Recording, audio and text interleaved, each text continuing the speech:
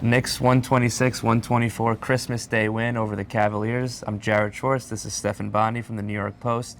17-point comeback, the biggest comeback of the season for the Knicks. Let's start off with Tyler Kolek, a guy who's been breaking out recently. 4 threes in that fourth quarter. It just felt like a couple of weeks ago we were talking about the Knicks maybe upgrading at point guard or at backup point guard.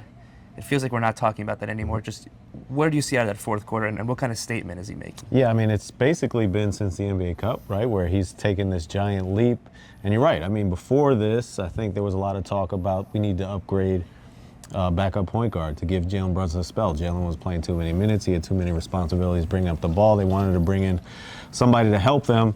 Tyler has kind of just redirected that conversation with the way he's been playing. And he really had his Christmas moment out here.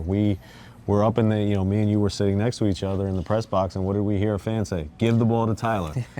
Jalen Brunson had the ball at that time. So if you're saying give the ball to Tyler when your captain clutch has the ball, that certainly says something, and he came through today.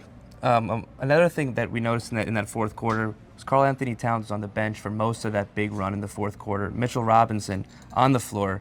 That offensive rebounding ability is something that can change games. I believe he had 4 in that fourth quarter. He finished with 8. What did that say to you that Cat was on the bench, that Mitch was on the floor, and that was when the Knicks really changed that game? Yeah, I mean, listen, we've been talking about this since the beginning of the season, this double big dynamic, whether it works, whether one of them should be on the court, off the court. I think, I'm not going to kill Cat right now because I think, he got off track immediately because he picked up 2 fouls. And they subbed him out right away, and he never really recovered. I think, obviously Cat is an all-star, but Mitchell has his one elite skill, and you could argue he's the best offensive rebounder in the NBA. I'd say he is the best offensive rebounder in the NBA, and he can change a game. And that's what you saw today. It's kind of the tide shift when Mitchell Robinson was grabbing those offensive rebounds.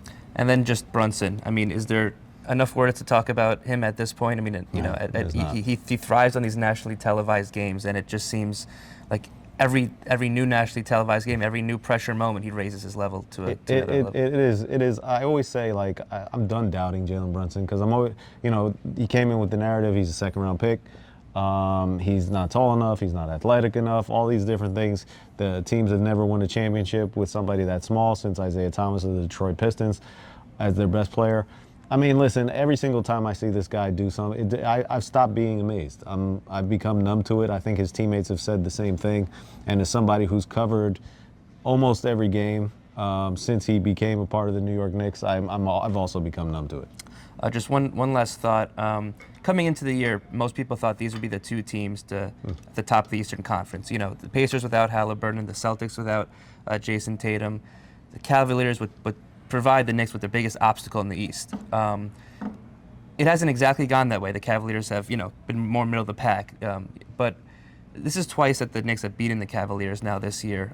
Is that any sort of statement, or are you not buying that at all? I mean, listen, I think we talked about it during the game is last year, during the last season, the Knicks couldn't beat any of these guys. They couldn't beat Cleveland. They couldn't beat Boston. What did they do during the playoffs? They changed that narrative because they beat the Celtics in 6 games. So I'm not going to put too much stock into the regular season results, but I will say this.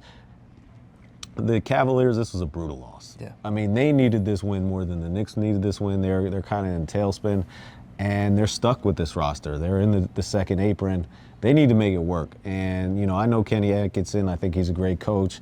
I still think he'll find a way to put it together. But this was more of a bad loss for the Cavaliers, and even it was a good win for the Knicks because the Knicks they had the excuse of, well, we had this grueling NBA Cup schedule, and we're still trying to recover from that. We were down early and we made it a fight. We couldn't come back. No. The Cavaliers had a big lead. They had their moment to take a win in Madison Square Garden, and they gave it up. We'll have plenty of post-game coverage at the NewYorkPost.com. They hit the road for a road trip now.